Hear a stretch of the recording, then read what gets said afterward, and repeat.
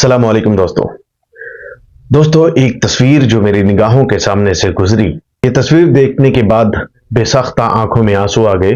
कहते हैं कि आंखें मेरी नम हो गई ये तस्वीर देखकर, आंखें मेरी नम हो गई ये तस्वीर देखकर, मासूम के सर पे बोझ बहुत है। मैंने देखे हैं जमाने में बहुत से मुर्दे, मैंने देखे हैं जमाने में बहुत से मुर्दे, पर न देखा कभी मुर्दे को जिंदा होते।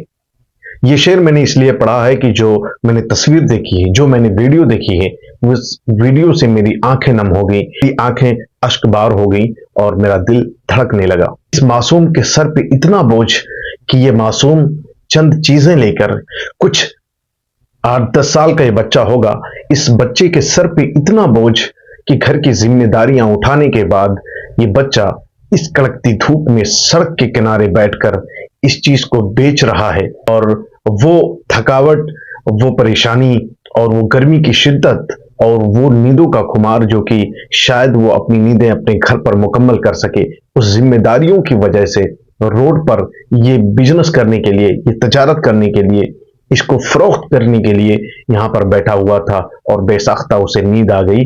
और नींद आते ही देखिए किस हाल में वो मौजूद है।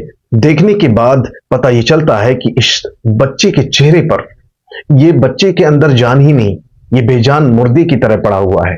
लेकिन ऐसी कोई बात नहीं, इसकी सांसें हैं, इसकी जान मौजूद है, ये जिंदा है, लेकिन इसकी आंखें लग गई इसको तजारत करते करते। एक शख्स उसके पास जाता है और उसे देखता है, हाथ से उसके सर को पकड़ता है, उठाता है तो देखता है कि बच्चा जिंदा है।